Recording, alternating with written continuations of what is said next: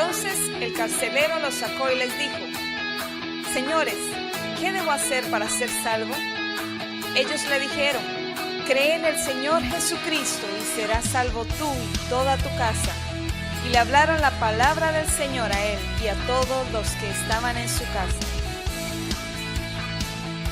Este es el pastor Alan Rodríguez de la iglesia Fuente de Vida en Ciudad Colón, San José, Costa Rica. Esperamos que seas bendecido por esta palabra.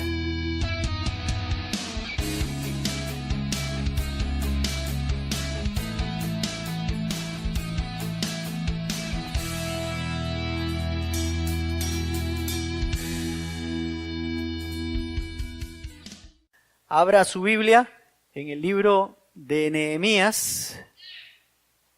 Ya vamos por el capítulo 5, versículo 1. Entonces, vea, este entonces sucedió después de lo que dijo el capítulo 4, que los enemigos estaban volviendo contra ellos y que ellos estaban con la espada en su mano y con la otra trabajaban, etcétera. ¿Se acuerdan? Ok. Hubo gran clamor del pueblo y de sus mujeres contra sus hermanos judíos. Había quien decía: nosotros, nuestros hijos y nuestras hijas, somos muchos.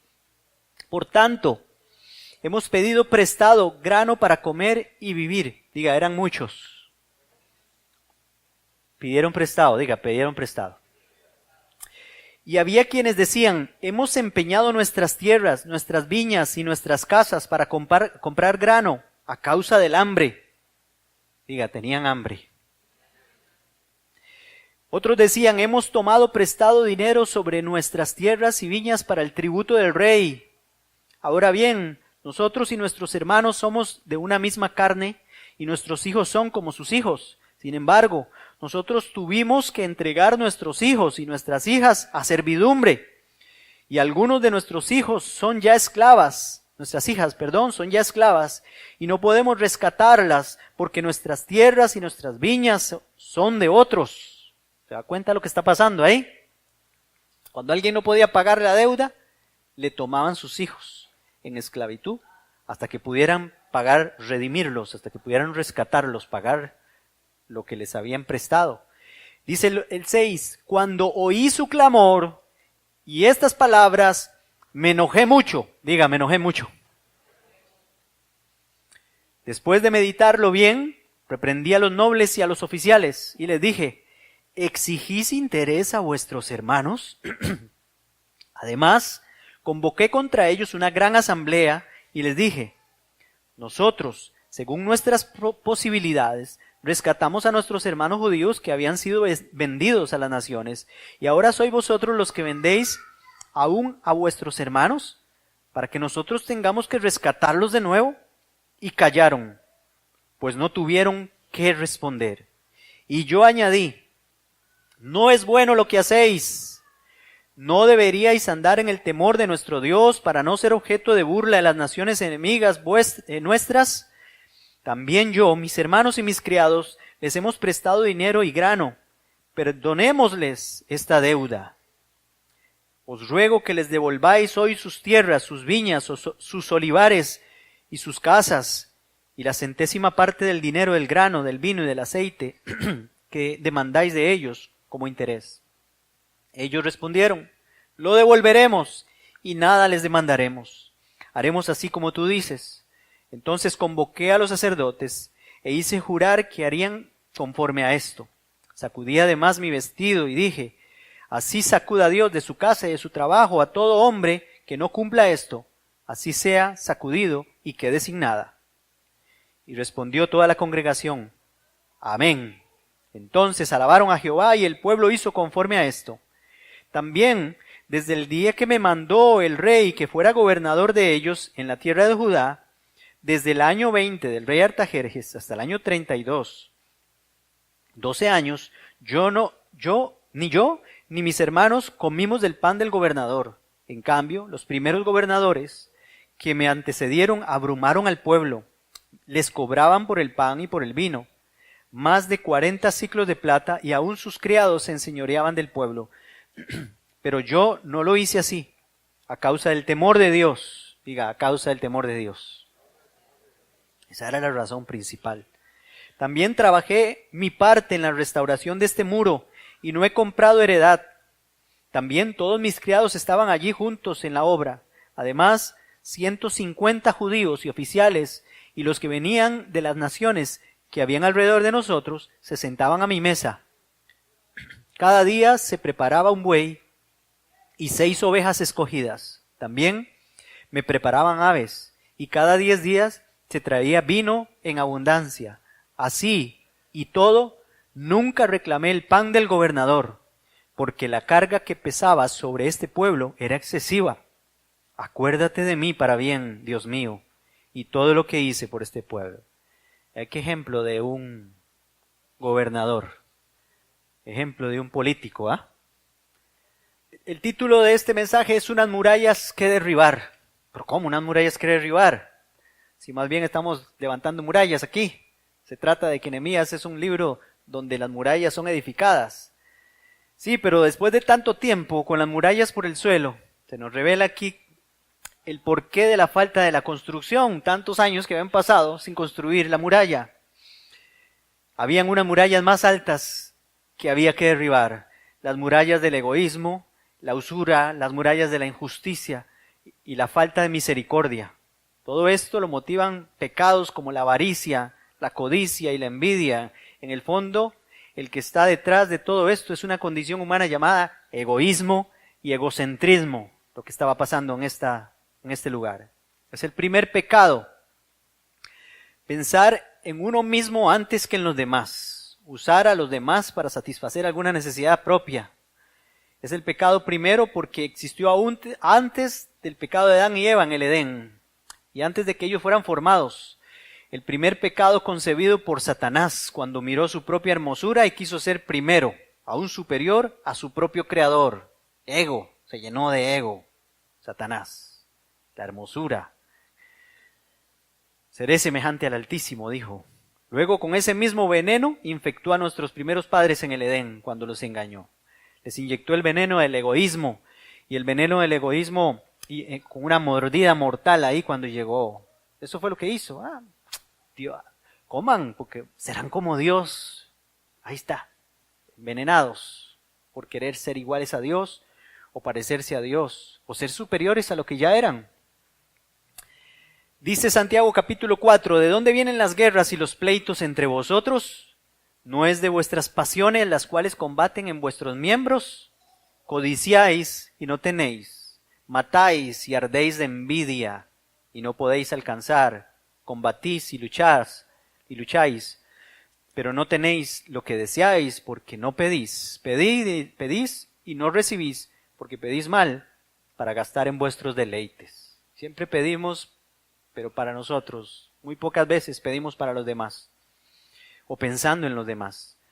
Pues precisamente esto es lo que estaba sucediendo en esta ciudad aquí. Con razón las cosas no caminaban. Por razón vemos que eso había durado tantos años sin construirse.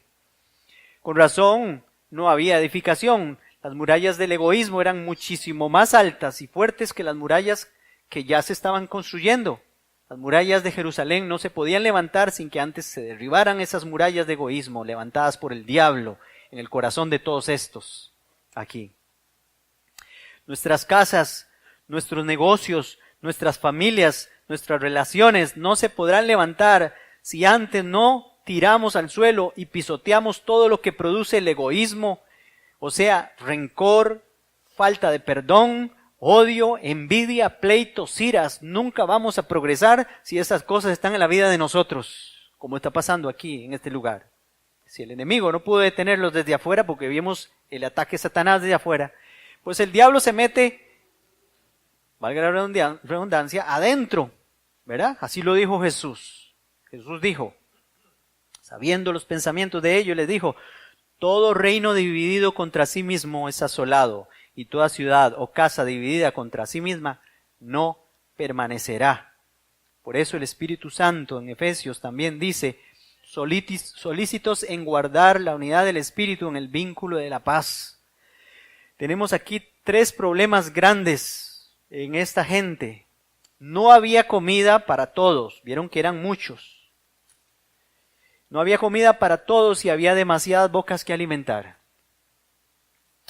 El otro problema es que para poner comida en sus mesas, en sus casas y sus propiedades estaban siendo hipotecadas al máximo.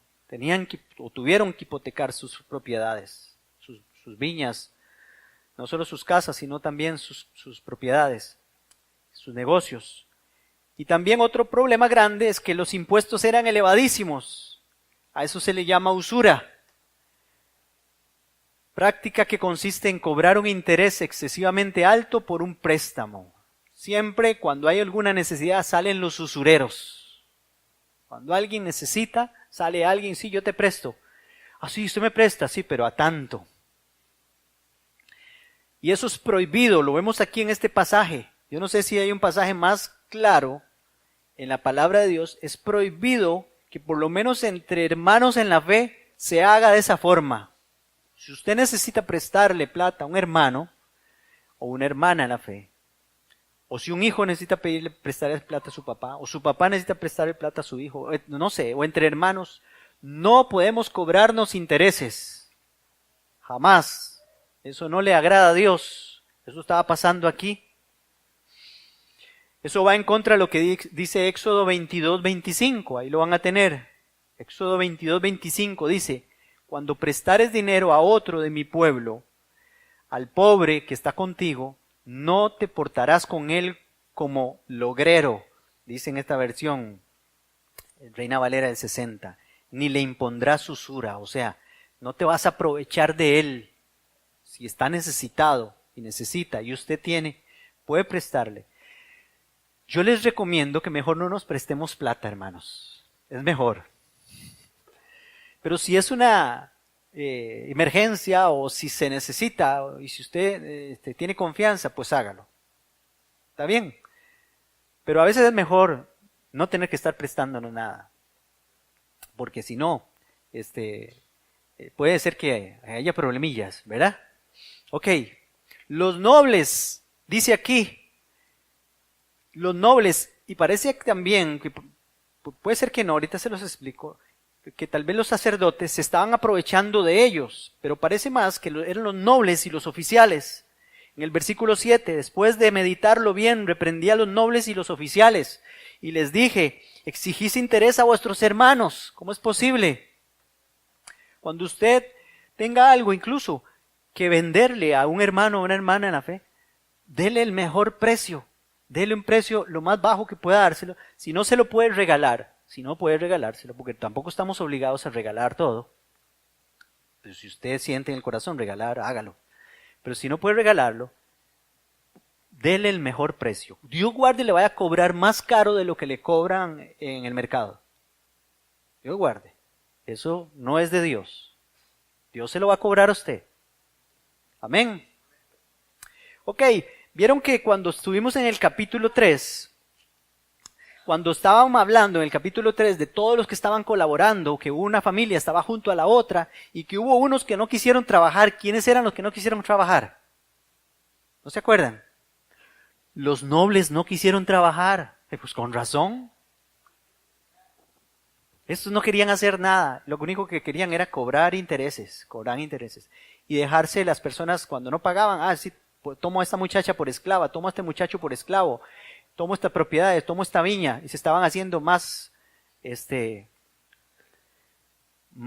poderosos, por decirlo de alguna forma así, a costilla de los demás.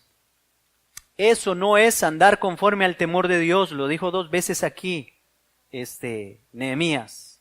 Recuerden lo que dice la palabra, hermanos, la raíz de todos los males es el amor al dinero.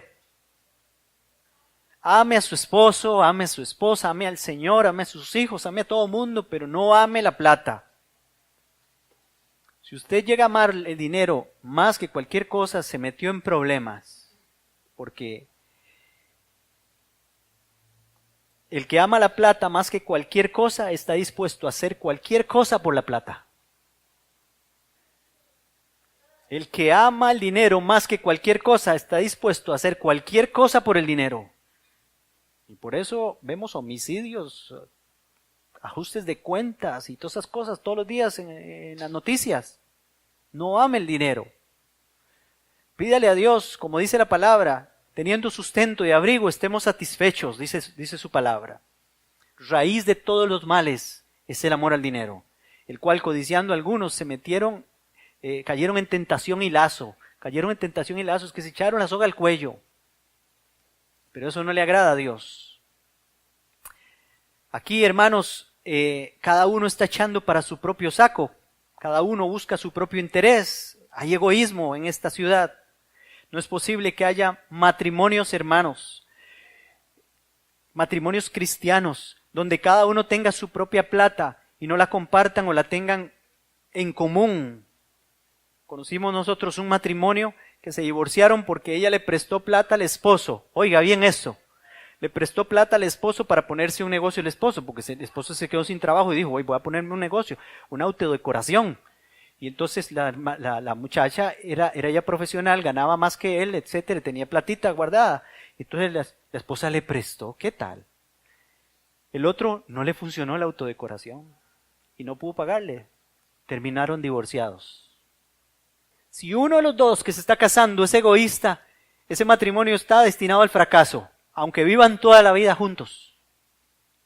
Y si los dos son egoístas, peor todavía. Porque no puede existir el egoísmo en las relaciones, ni siquiera en las familias. No puede haber egoísmo entre padres e hijos, hijos y padres, esposos, esposas.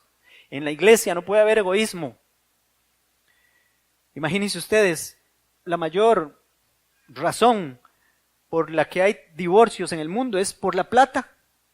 Es por la plata, ni siquiera es por el adulterio, otra cosa así. No, es por la plata. Los matrimonios se divorcian por la plata. Yo sé, cada uno gana su dinero en la casa.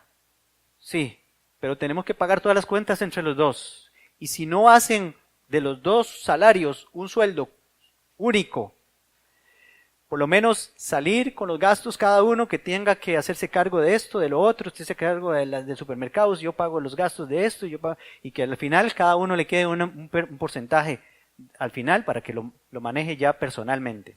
Pero tampoco ser tan egoísta, porque si hay gastos extraordinarios, decir, no, esto es mío, nadie me lo quita, le toca a usted.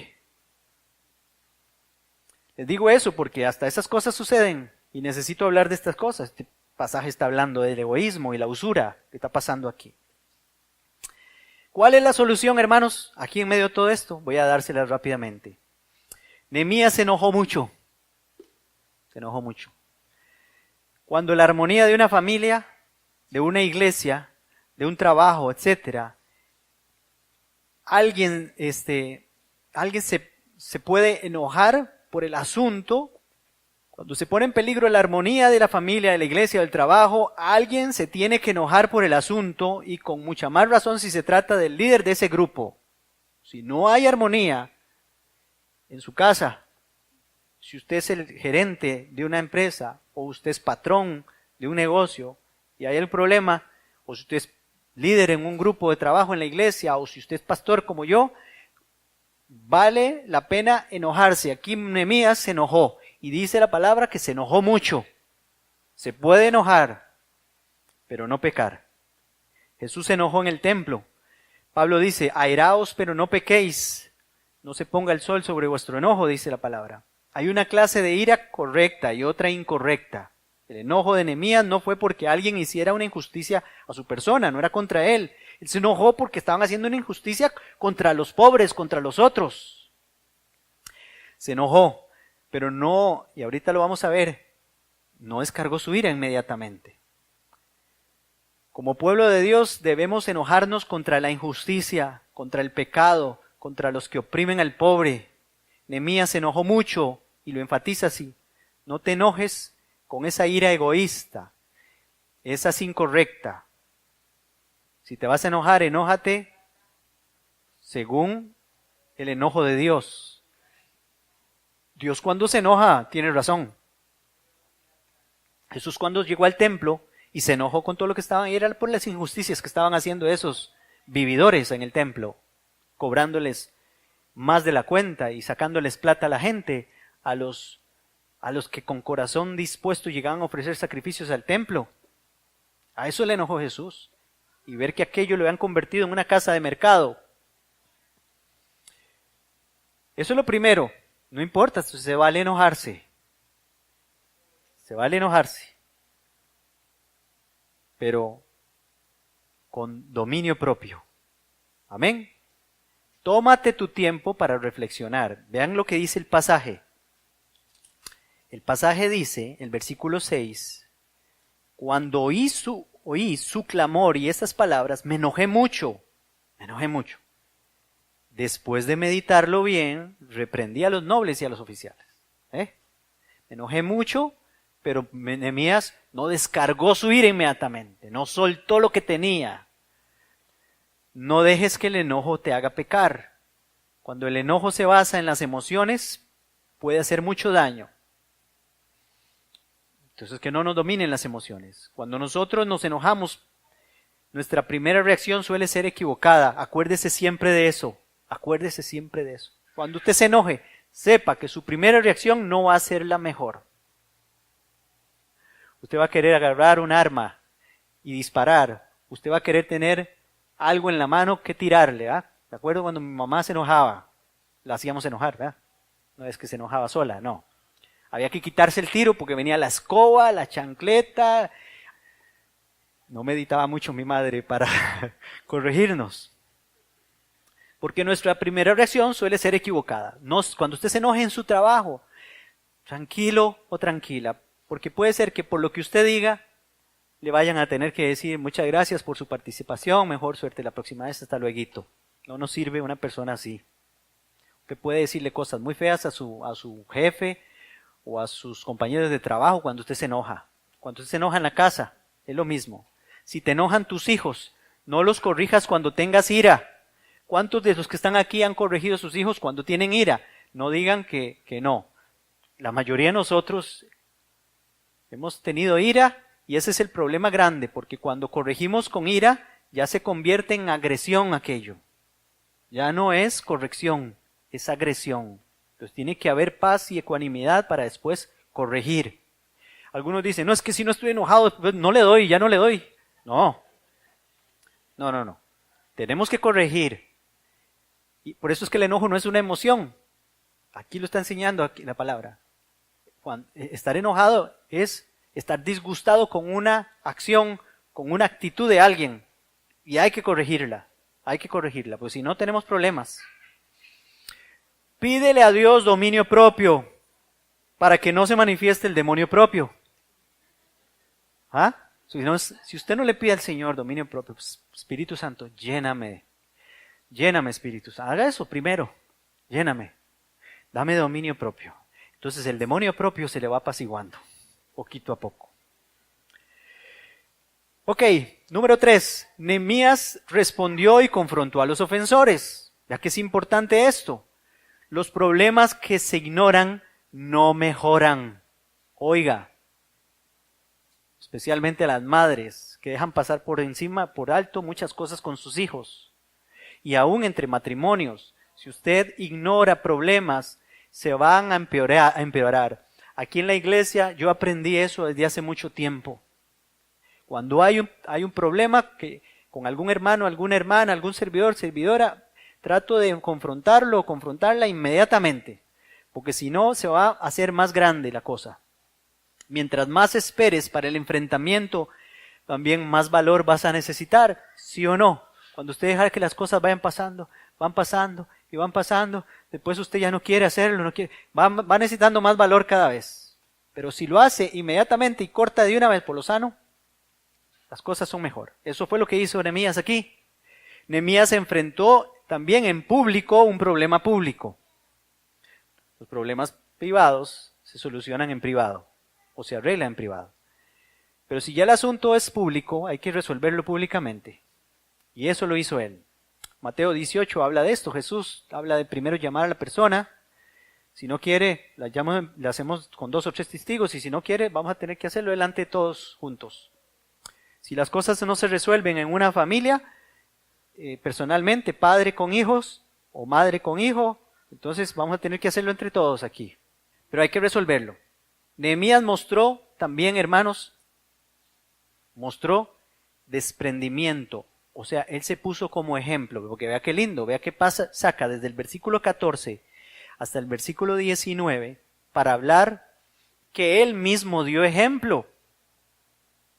Él mismo dio ejemplo. Dice él, fui gobernador 12 años y nunca saqué provecho a mi posición de gobernador. Cuando venía gente de afuera, se sentaban a mi mesa y les daba de todo, pero no con el salario de gobernador. Nunca, dice él. Nunca me aproveché de eso. Di ejemplo.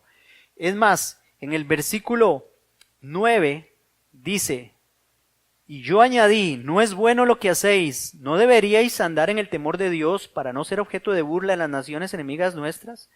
También yo, mis hermanos y mis criados, les hemos prestado dinero y grano. Oiga, hasta Nehemías había prestado. No usureramente, seguramente, porque él no era así. Pero vea lo que dijo. Yo les voy a dar un ejemplo. También yo lo voy a hacer, dice, perdonémosles la deuda. Y perdonó la deuda a aquel pueblo que estaba siendo oprimido. De verdad que si esto estaba dividido, esto no iba a progresar. Jesús lo dijo, una casa dividida no prosperará nunca. Desprendimiento mostró Nehemías, se puso como ejemplo, nunca sacó ventaja a su derecho. Seamos imitadores de él, seamos imitadores de Cristo. Pablo dijo, yo soy imitador de Cristo. Imítenlo ustedes también, imítenme a mí, dijo Pablo. Entonces usted tiene que ser el primer ejemplo. Busquemos, hermanos, la paz. Este hombre, Nehemías, ahora nos está enseñando cómo se lidera una familia, cómo se lidera un pueblo, cómo se lidera un negocio. En todo lado se necesita alguien que se levante a liderar. Dígale, Señor, Señor, ayúdame a gobernar mi familia. Ayúdame a gobernar mi negocio. Ayúdame a gobernar mi trabajo sin egoísmo. Y ayúdame a derribar todas las barreras que hay a mi alrededor o dentro de mí mismo o de mí misma que impiden que tu obra sea edificada, Señor. Hay unas murallas que derribar y el Señor quiere que hoy las derribemos.